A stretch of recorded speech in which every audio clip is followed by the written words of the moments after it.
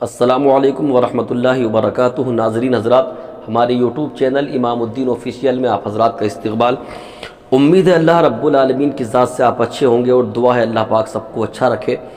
غیبت کرنے والے ذرا کان کھول کے سنیں۔ دیکھیے، حضرت امام حسن بصری رحمۃ اللہ تعالی علیہ بہت بڑے اللہ کے ولی گزرے ہیں۔ تو جو میں عرض کرنے جا رہا ہوں یہ فتح القدیر جلد نمبر 3 صفحہ نمبر 166 پر موجود ہے۔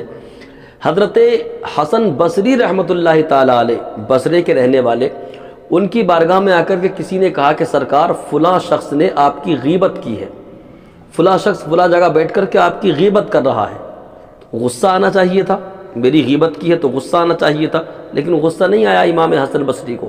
پھر امام حسن بصری رحمۃ اللہ تعالی علیہ نے ایک پلیٹ منگائی، اور پلیٹ میں تازہ کھجوریں بہترین طریقے سے سجائیں، اور سجا کر کے کہا کہ لو لے جا کر کے اسی کو دے دو یہ کھجوریں جس نے ہماری غیبت کی ہے، اور جا کر کے کہنا کہ انہوں نے ہمیں اپنی کچھ نیکیاں دی ہیں تو ہم پر بھی لازم آتا ہے کہ ان کو تحفے میں کچھ دیا جائے۔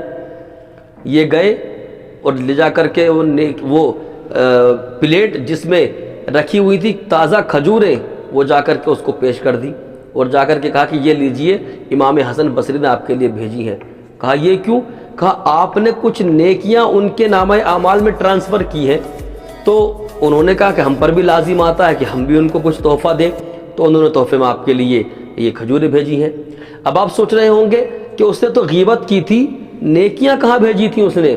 تو جی ہاں، یہ آقا کریم صلی اللہ علیہ وسلم کی حدیث پاک ہے کہ جب کوئی بندہ کسی دوسرے بندے کی غیبت کرتا ہے تو جس کی غیبت کی جاتی ہے اس کے نامہ اعمال میں نیکیاں آ جاتی ہیں اس کی جو غیبت کرتا ہے۔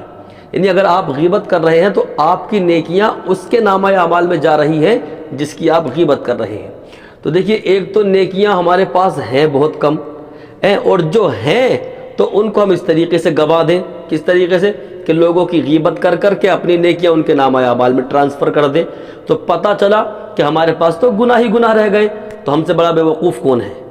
تو پیارے، اس بات کو ذرا ذہن میں رکھیے کہ آپ اگر کسی کی غیبت کر رہے ہیں تو آپ کی نیکیاں اس کے نامہ اعمال میں جا رہی ہیں، تو آپ اپنی نیکیاں کسی کے نامہ اعمال میں جانے دیں گے؟ آپ کبھی بھی برداشت نہیں کریں گے۔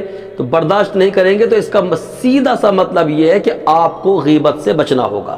اگر آپ غیبت کرتے رہیں گے تو آپ کی نیکیاں ان لوگوں کے نامہ اعمال میں جاتی رہیں گی۔ تو لہٰذا اگر آپ غیبت کرتے ہیں تو اس برے فعل سے بچیں۔